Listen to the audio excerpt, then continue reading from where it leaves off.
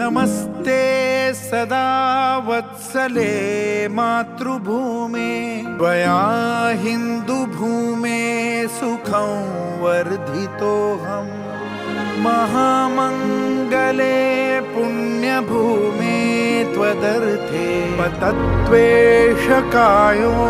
नमस्ते नमस्ते।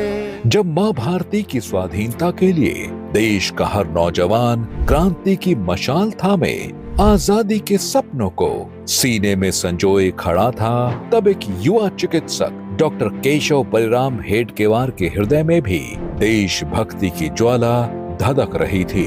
ब्रिटिश साम्राज्यवाद के दमनकारी नीतियों के विरुद्ध डॉक्टर हेडगेवार ने संकल्प लिया कि भारत को क्रांति ही नहीं बल्कि संगठित समाज और अनुशासित शक्ति से भी मुक्त कराया जा सकता है। 1910 तक वे बंगाल के क्रांतिकारियों के संपर्क में रहे। फिर 1915 तक वे मध्य में भारत के स्वतंत्रता आंदोलन के मुख्य आधार बने और 1920 में उन्होंने पहली बार पूर्ण स्वराज का स्वर बुलंद किया।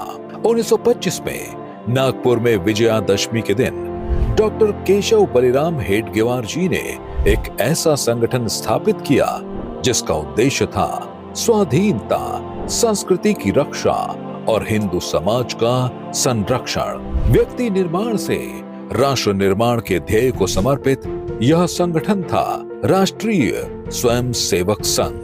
महात्मा गांधी के आह्वान पर 1930 में हुए सविनय अवज्ञा आंदोलन में राष्ट्रीय स्वयंसेवक संघ के स्वयंसेवक सक्रिय रूप से शामिल हुए। हजारों स्वयंसेवक आंदोलन में जुड़े। 21 जुलाई को डॉक्टर हेडगेवार ने व्यक्तिगत रूप से इस आंदोलन में भाग लिया और 9 महीनों के कारावास का दंड मिला। डॉक्टर हेडगेवार के देहावसान के बाद परम पूज्य गोलवलकर गुरुजी के नेतृत्व में भी संघ का स्वतंत्रता संघर्ष जारी रहा। 1942 में भारत छोड़ो आंदोलन के समय भी राष्ट्रीय स्वयंसेवक संघ के स्वयंसेवक सक्रिय हुए। महाराष्ट्र के चिमूर में रामकांत देशपांडे के नेतृत्व में आंदोलन हुआ, जिसे इतिहास में चिमूर अष्टी प्रकरण कहा गया। इस आंदोलन का नेतृत्व कांग्रेस के उद्धवराव कोरेकर और राष्ट्रीय स्वयंसेवक संघ के कार्यकर्ता दादा नाइक, बाबूराव बेगड़े तथा अण्णाजी सिरस ने संयुक्त रूप से किया। संघर्ष के दौरान संघ के स्वयंसेवक बालाजी राजपुरकर ब्रिटिश पुलिस की गोलीबारी में शहीद हुए। राष्ट्रीय स्वयंसेवक संघ ने केवल आंदोलनों में भाग नहीं लिया, बल्कि स्वतंत्रता सेनानियों को सुरक्षित आश्रय भी दिया। सतारा के नाना पाटिल औंध के संघ चालक पंडित सटवलेकर के घर रहे। सतारा के किसान वीर को संघ चालक दत्तोपंत गोखले ने शरण दी।